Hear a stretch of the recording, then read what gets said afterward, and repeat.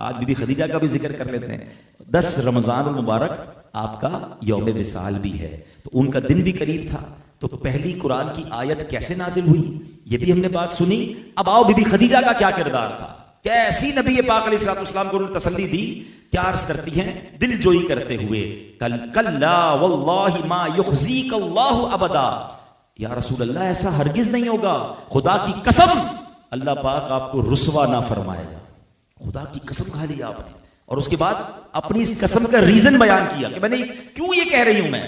आप कहती हैं इसलिए कि इन्नका लतसिलुर रहिमा, बेशक आप सिला रहमी फरमाते हैं, वह तहमिलुल कल्ला, कमजोरों का बोझ उठाते हैं, वह तक्सिबुल मादूमा, मोहताजों के लिए कमाते हैं, वह तकरिब तैफा, मेहमान नवाजी फरमाते हैं, वह तुईनु अला नवाइबिल हक, यानी राहे हक में मुश्किलात पर बर्दाश्त कर लेते हैं। सुभान अल्लाह, हुजूर आपके तो ये औसाफ हैं, आप तो ऐसे हैं, अल्लाह आपको कैसे रुसवा फरमाएगा, आपके साथ कुछ नहीं होगा। अल्लाह अकबर। उलमा ने इस पर बड़ी डिबेट की है कि अल्लाह ने बीबी खदीजतुल कुबरा रदियल्लाहु ताला अन्हा से कैसा शानदार काम लिया। जरा गौर कीजिए, अभी तो इस्लाम की इब्तिदा है, अभी तो पहली 2-3 आयतें नाजिल हुई हैं, और इस्लाम की इब्तिदा में बीबी खदीजा का किरदार देखे कि नबी पाक की दिलजोई का सामान कर रही हैं, नबी पाक को दिलासा दे रही हैं। यहां 2 बातें सीखने को हैं। औरत को इस्लाम से पहले पैर की जूती समझा जाता था। औरत का हाल यह था कि अगर बाप का इंतकाल हो जाए तो बेटा मां पर कब्जा कर लेता था, कोई निकाह की जरूरत नहीं थी। माल की सूरत में जिस तरह एक दूसरे को लोग तोहफा देते थे, इस तरह लोग औरतों को तोहफा एक दूसरे को पेश किया करते थे। अब पैर की जूती की तरह औरतों को बेड़ा गर्क किया जाता था, कोई इज्जत नहीं थी। किसी के यहां लड़की पैदा हो जाए, उसके चेहरे से हवाइयां उड़ती थी, चेहरा सिया हो जाता था, जिंदा लड़कियों को दरगोर किया जाता था। और उस दौर में नबी पाक तशरीफ लाए, और कैसा इस्लाम का नूर फैला कि अभी इब्तिदाए इस्लाम है, पहली आयत नाजिल हुई हैं, और बीबी खदीजा से इतना बड़ा काम लिया जा रहा है। उस हबीब को दिलासा दे रही हैं जो वजह तखलीक कायनात हैं। मेरे आका तो वो हैं जो रब के हबीब हैं, जिनके सदके हमें कुरान मिला है, जिनके सदके ईमान मिला है। सारी दुनिया में इस्लाम का नूर जिनकी बरकत से फैला है। मगर फ्रॉम द स्टार्ट एक खातून का जो किरदार हमें नजर आ रहा है, तो गोया ये रहती दुनिया को पैगाम देना था कि ये इस्लाम है जिसमें औरत की इज्जत है, ये इस्लाम है जिसमें औरत की अजमत बयान हुई है। अब जरा सोचिए, पहली आयतों के नुज़ूल के वक्त आपकी फरासत का और आपकी अकलमंदी का यह आलम था। जब बाद में कुरान पूरा नाजिल हुआ होगा और बहुत सारी आयतें नाजिल होती गई, तो बीबी खदीजा को सुभान अल्लाह फिर उनके इल्म में कैसा इजाफा हुआ होगा। और एक बहुत खूबसूरत दूसरी बात हमें यह पता चल रही है। अब यह बात मैं अपनी बहनों से, अपनी माओं से करना चाहूंगा, चूंकि मेरा यह बयान लाइव टेलीकास्ट हो रहा है, बाद में भी लोग सुनेंगे कि औरत का मर्द के साथ किरदार क्या होना चाहिए। अगर घर के मर्द को कोई टेंशन है, कोई प्रॉब्लम है, तो प्रॉब्लम में इजाफा करना काम नहीं है, बल्कि प्रॉब्लम में दिल जोई करना। ये बीबी खदीजा की सीरत हमें सिखा रही है। और ये बात दुनिया ने देखी है कि अगर बंदा अपने घर में स्ट्रांग होता है, अपने घर में उसे प्यार मिलता है, अपने घर में दिलासा मिलता है, वो सारी दुनिया के तूफानों से निकल जाता है। लेकिन अगर घर में ही टेंशन है तो बेचारा बाहर भी हार जाता है। तो अगर मेरी बहनें, मेरी माएं ये बयान सुने, बीबी खदीजा रदियल्लाहु तआला अन्हा का आपको सदका और उनका वसीला आपको पेश कर रहा हूं। हम उनके गुलाम हैं, उस खानदान के गुलाम हैं। कभी भी आपके घर में आपके भाई, आपके वालिद, आपके शौहर किसी टेंशन में हो, कारोबारी मुश्किल में हो, जॉब का मसला हो, अगर फाइनेंशियल इश्यूज भी हो, उनको टॉन्ट ना करना, उनको तंज ना करना, बल्कि उन्हें हौसला दें। देखिए, मुश्किल वक्त के बाद अल्लाह ने राहत रखी होती है। और मैं अपनी जिंदगी का एक तजर्बा बयान किया करता हूं कि जिस औरत ने मुश्किल वक्त में अपने शौहर का साथ दिया है, अल्लाह ने उसे अच्छे दिन जरूर दिखाए हैं। हाँ, मुश्किल में जो छोड़कर जाने की बातें करते हैं, मुश्किल में जो मजीद जलील करते हैं और प्रॉब्लम अपने लिए खड़ी करते हैं। जो औरतें घर में क्या करती हैं, आप तो लाके कुछ नहीं देते, सब बराबर वालों ने तो फला चीज भी खरीद ली, फला रिश्तेदार ने तो इतना बड़ा घर ले लिया, उन्होंने नई गाड़ी ले ली, फला ने जेवर ले लिया, वो रोज प्रेशर है। और एंड ऑफ द डे फिर वो मर्द या तो डिप्रेशन का मरीज बनता है, या फिर अल्लाह ना करे गलत काम की तरफ जाता है कि चलो भाई अब तो घर वालों की फरमाइशें पूरी नहीं हो रही, तो कभी चोरी की तरफ, कभी नाजायज और हराम की तरफ, और एंड ऑफ द डे पूरा घर कोलैप्स होता है। तो मेरी बहनों, मेरी माओ, अपने शौहर, अपने भाई, अपने वालिद को जुमला कहा करो जो पहले के जमाने की औरतें कहती थी कि हम थोड़े पर गुजारा कर लेंगे, हमें हराम रोजी कमा कर मत खिलाना। तो इंशाअल्लाह अल्लाह आपके हलाल में भी बरकत डाल देगा। बीबी खदीजतुल कुबरा रदियल्लाहु तआला अन्हा वो अजीम हस्ती हैं। याद रखिएगा कि आप इस्लाम में सबसे पहले, औरतों में सबसे पहले ईमान लाने वाली खातून बीबी खदीजतुल कुबरा रदियल्लाहु तआला अन्हा है। अच्छा, फिर सबसे पहले नबी पाक के बाद किसी ने नमाज अदा की है तो बीबी खदीजतुल कुबरा रज़ियल्लाहु ताला अन्हा है, क्योंकि नमाज का हुक्म जब जिब्रील अमीन लेकर आए और नबी पाक को प्रैक्टिकल वुजू और नमाज पढ़ के दिखाया तो नबी पाक ने वो काम फिर बीबी खदीजा को बताया। और प्यारे आका के बाद सबसे पहले वुजू अगर किसी ने किया, सबसे पहले नमाज अदा की, अल्लाहु अकबर, वो भी हमारी अम्मी हुजूर हजरत खदीजा रज़ियल्लाहु ताला अन्हा है। और कुरान उम्महातुल मोमिनीन के बारे में क्या फरमाता है? कुरान कहता है अन्नबिय्यु औला बिल मुमिनीन मिन अनफुसिहिम व अज़वाजुहु उम्महातुहुम। तर्जुमा कंजुल इरफान, ये नबी मुसलमानों के उनकी जानों से ज्यादा मालिक हैं और इनकी बीवियां इनकी माएँ हैं। हमारे आका अलैहिस्सलाम की जो अज़वाज हैं वो मोमिनीन की माएँ हैं, वो उम्महातुल मोमिनीन हैं। और हजरत खदीजा को वो शरफ हासिल है। बीबी खदीजा पूरी दुनिया में जितने सैयद है ना, सब सैयदों की नानी हजरत खदीजा रज़ियल्लाहु ताला अन्हा है। इस कदर उनके फजाइल हैं। चले कुछ उनके बारे में और सुने। आपकी उम्र, नबी पाक की उम्र 25 साल थी, बीबी खदीजा की उम्र 40 साल थी। ये पहला निकाह नबी पाक ने फरमाया। और प्यारे आका अलैहिस्सलाम ने जब तक बीबी खदीजा का विसाल नहीं हुआ कोई दूसरा निकाह नहीं फरमाया। नबी पाक उनसे इतना प्यार फरमाते थे, इतनी मोहब्बत फरमाते थे कि बाद में और अज़वाज तो आ गई, मगर कई मौके पर नबी पाक बीबी खदीजा का जिक्र किया करते, उन्हें याद किया करते और फरमाया करते, जिस वक्त मेरा कोई साथ देने वाला नहीं था, जिस वक्त मेरी कोई हेल्प करने वाला नहीं था, खदीजा ने अपने माल के जरिए, अपने सपोर्ट के जरिए मेरी हेल्प की। और आप बीबी खदीजा की सहेलियों को, आपके रिश्तेदारों को तहाइफ भिजाया करते थे। इतना नबी पाक उनसे मोहब्बत फरमाते। और हजरत खदीजा रज़ियल्लाहु ताला अन्हा, याद रखिए, मेरे आका अलैहिस्सलातु सलाम की कुल 7 औलादें हुई, ये भी हमें पता होना चाहिए। 4 शहजादियां और 3 शहजादे, यानी 4 बेटियां और 3 बेटे। और 4 शहजादियां कौन सी हैं? हजरत ज़ैनब, हजरत रुकैया, हजरत उम्मे कुलसूम और बीबी फातिमा खातून जन्नत रज़ियल्लाहु ताला अन्हा। नबी पाक के 3 साहबजादे हुए, हजरत कासिम, हजरत अब्दुल्ला और हजरत इब्राहिम रज़ियल्लाहु ताला। अब इन 7 बच्चों में हजरत इब्राहिम जो थे वो हजरत मारिया किप्तिया रज़ियल्लाहु ताला से औलाद हुई, शहजादे थे उनके। बाकी सब औलाद नबी पाक की हजरत खदीजा रज़ियल्लाहु ताला अन्हा से हुई। तो सुभान अल्लाह, आप तमाम सैयदों की नानी। और नबी पाक अलैहिस्सलाम फरमाया हादिही सिद्दीकतु उम्मती, ये मेरी उम्मत की सिद्दीका है। सुभान अल्लाह। और प्यारे आका अलैहिस्सलाम ने एक बार जमीन पर 4 लकीरें खींची। Look at the way for to make understand सहाबा इकराम। सहाबा इकराम को समझाने का अंदाज क्या था? जमीन पर 4 लकीरें खींची। तो सहाबा ने अर्ज़ किया, हुजूर ये क्या है? नबी पाक फरमाया, जानते हो ये क्या है? हुजूर आप बताएं, अल्लाह जाने, अल्लाह का रसूल जाने। फरमाया, ये 4 जमीन औरतों में, दुनिया में, कायनात में सबसे ज्यादा फजीलत वाली 4 औरतें हैं। नंबर 1 फरमाया खदीजा बिन खुवैलद, यानी हजरत खदीजतुल कुबरा रज़ियल्लाहु ताला। सेकंड फरमाया फातिमा बिनते मोहम्मद सल्लल्लाहु अलैहि वसल्लम, नबी पाक की शहजादी बीबी फातिमा रज़ियल्लाहु ताला। फिर फरमाया फिरऔन की बीवी आसिया बिनते मुज़ाहिब। अब देखिए अल्लाह की शान देखें, बीवी किसकी है? फिरौन की है, मगर ऐसी ईमान वाली थी और अल्लाह ने फिरौन से फिजिकल कनेक्शन से भी उन्हें बचा के रखा। और हजरत मूसा की जो हिफाजत का इंतजाम हुआ, हजरत, वो बड़ा लंबा वाकया है कि हजरत मूसा को किस तरह वो टेक केयर करती रही। और फिर ईमान लाने की वजह से कि हजरत आसिया का निकाह जो है वो जन्नत में नबी पाक के साथ हो, उसका ऑल्टरनेटिव क्या मिलेगा? अल्लाह क्या उन्हें जजा अता फरमाएगा कि अहादीस में और रिवायतों में मजमून मिलता है कि इनका निकाह जो है जन्नत में नबी पाक अलैहिस्सलाम के साथ होगा। और चौथी जो सबसे अजीम खातून है वो हजरत ईसा अलैहिस्सलाम की जो वालिदा हैं, हजरत मरियम बिनते इमरान रज़ियल्लाहु ताला अन्हुन। ये 4 खवातीन कायनात की सबसे अफजल खवातीन हैं। 10 रमज़ान मुबारक जो है हजरत खदीजा रज़ियल्लाहु ताला अन्हा का, मैंने जैसे कि बताया कि आपका वफ़ात मुबारक का साल 65 साल की उम्र में आपकी वफ़ात हुई।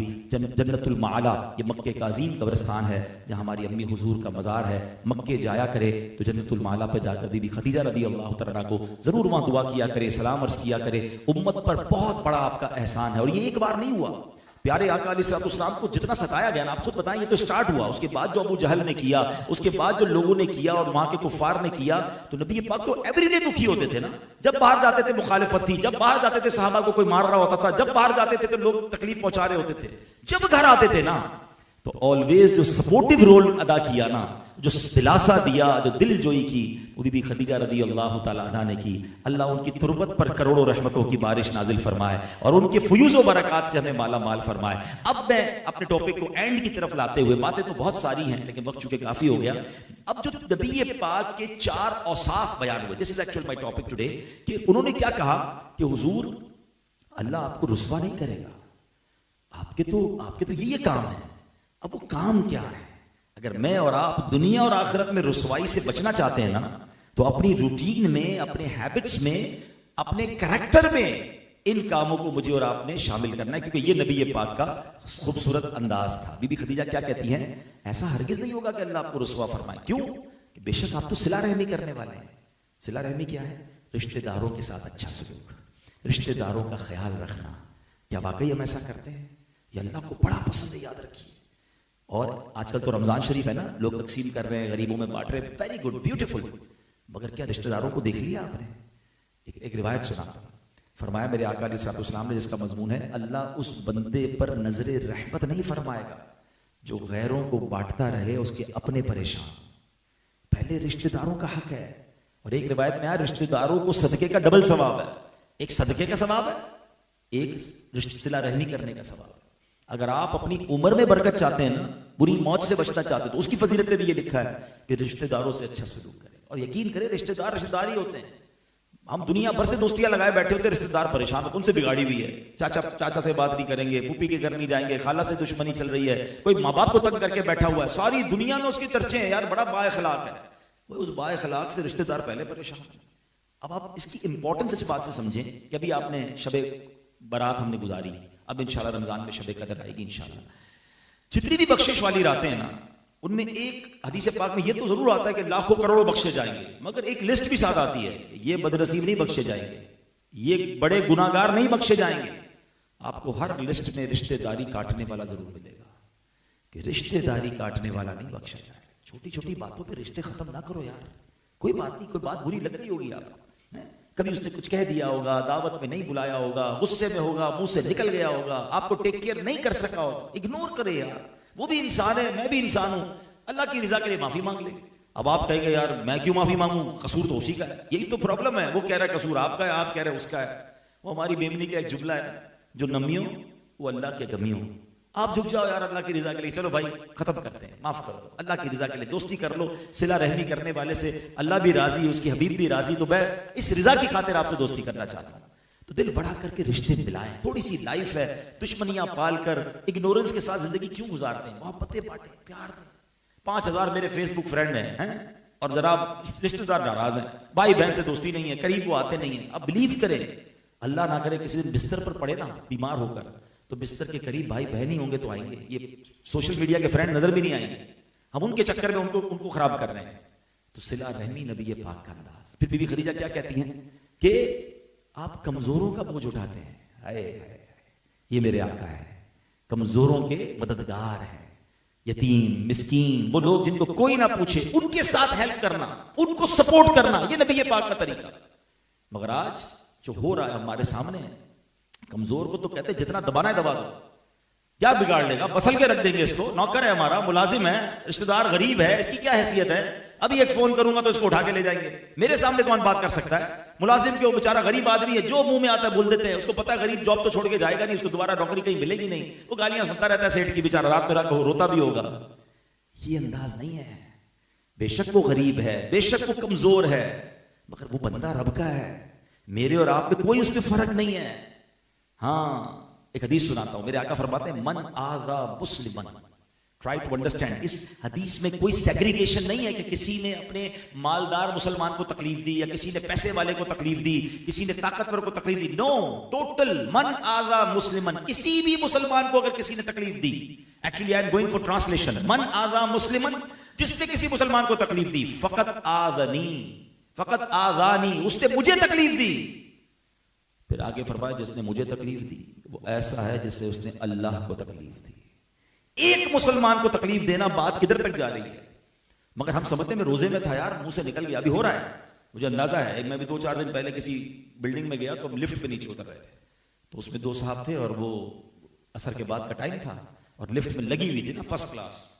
तो मैंने अपने भाई दास, मैंने कहा भाई खामोश रहना, ये इफ्तार से पहले सबसे डर ही लग रहा होता है, इसको रोजा लगता है ना फिर अगले की खैर ही नहीं होती। भाई आपको रोजा लगा, ये आपका प्रॉब्लम है, आपने पूरी सुबह से पानी नहीं खाया, चाय नहीं पी, आपको सिगरेट की आदत थी, आपको टेंशन है, आप किसी को तो ना उससे तो इफ्तार ना कर लेना। लेकिन इधर नहीं है टेंशन, किसी को फिक्र ही नहीं है कि किसी का दिल टूटा है तो टूट जाए। बीवी के साथ जो आजकल हो रहा होगा है, इफ्तार में बेचारी को कोई लेट हो गया, शरबत ठंडा नहीं मिला, समोसे गर्म नहीं मिले, वो भी इंसान है यार, कंप्यूटर से थोड़ी शादी की है। होना तो ये चाहिए था कि हम अपने घर वालों को भी कहें 10-15 मिनट पहले सब खत्म करो, आओ दुआ करते हैं। अरे इफ्तार का वक्त तो दुआओं का वक्त है, रोजाना 10 लाख गुनाहगार बख्शे जा रहे हैं इफ्तार के वक्त, और हमारे दस्तरखान पर अफरा तफरी है, समोसे किधर है तो वो किधर है तो दही बड़े किधर है, अभी तक ये चीज नहीं आई।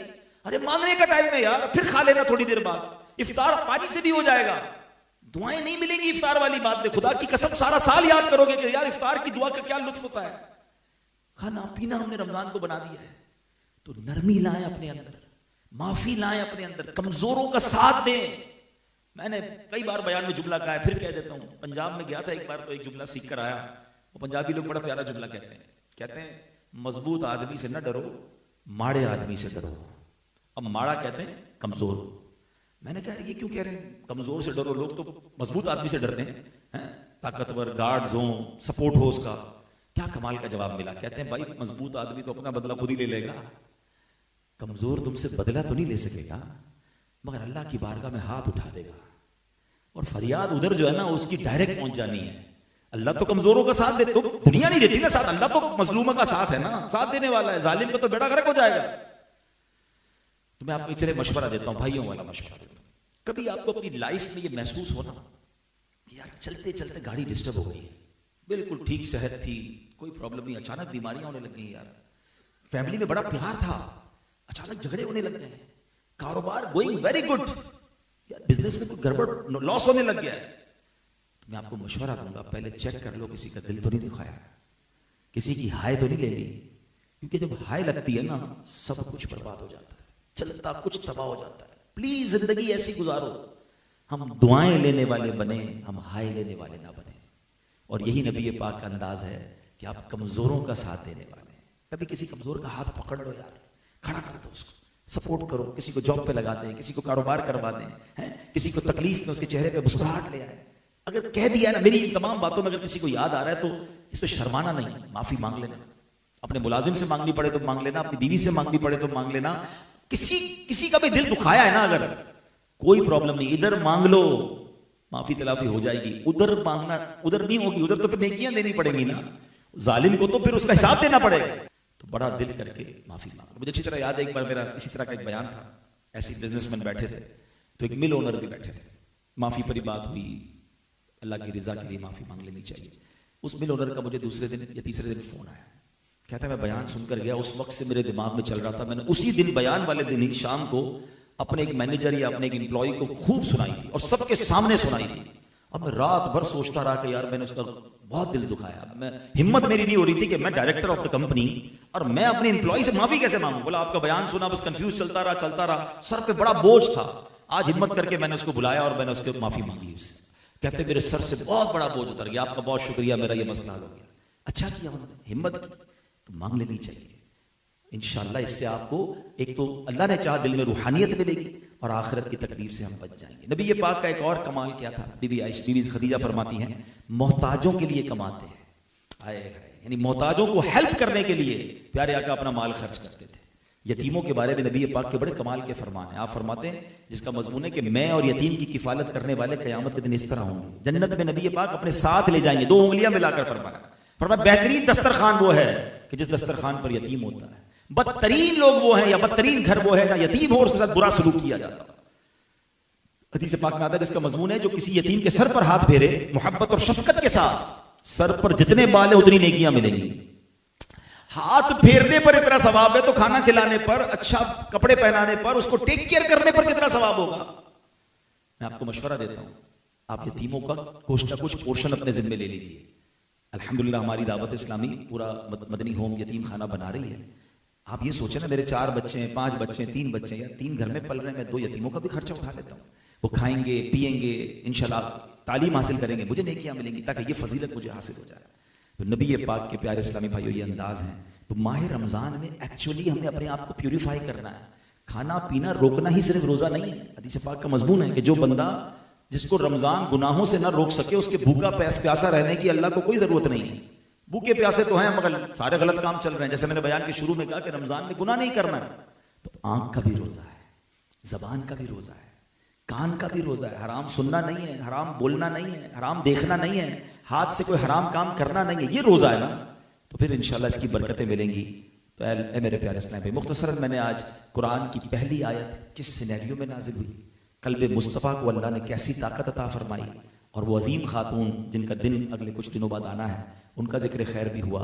अल्लाह हम सबको आज की इस महफिल की बरकतें अता फरमाए, जो बातें सुनी उसे याद रखने और उस पर अमल करने की तौफीक अता फरमाए।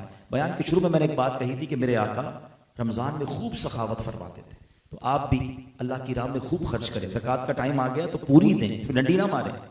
ये भी मेरा एक एक्सपीरियंस है कि जब तक ज़कात हज़ारों लाखों में बनती है ना तो लोग निकाल देते हैं, जब ज़कात करोड़ों में बनने शुरू होती है ना, असल इम्तिहान जब शुरू होता है।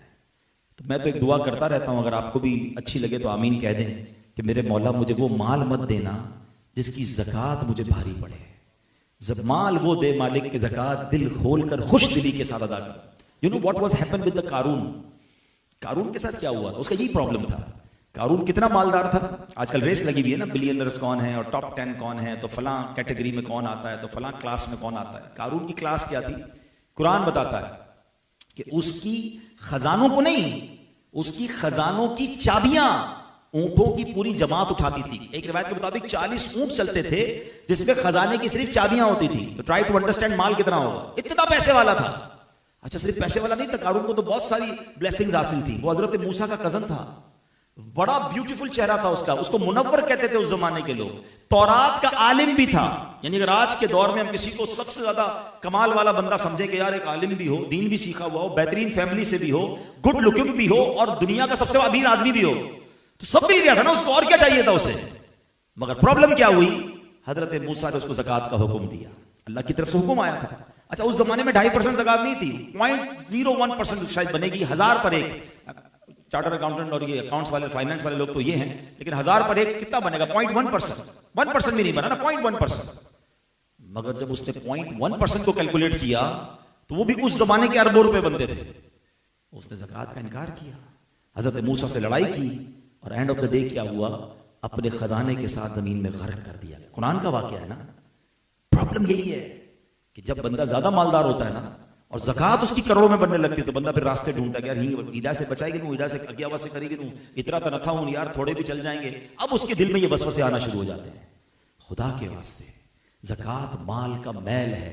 और एक और मैं आपको मैं एक ऐसी बात करने जा रहा हूं जो अल्लाह करे आप पिक कर लें कि चूंकि हमारा पूरी दुनिया में ट्रैवल रहता है, लोगों से मिलते हैं, ज़कात के हवाले से बात होती है, एक बहुत बड़ी ब्लेसिंग, जितना हम शुक्र अदा करें अल्लाह पर। मैं किसी कौम को क्रिटिसाइज नहीं कर रहा क्योंकि लाइव जा रहा है, किसी कौम को क्रिटिसाइज नहीं कर रहा। मैं कभी पूरी दुनिया में ट्रैवल किया है, आज भी जो मेमन जमात के अंदर अल्हम्दुलिल्लाह ज़कात देने का और उसकी फिक्र, और बाज लोग पूरी जिस तरह अच्छे तरीके से निकालते हैं, मैंने बहुत कम लोगों में देखे हैं, और भी हैं।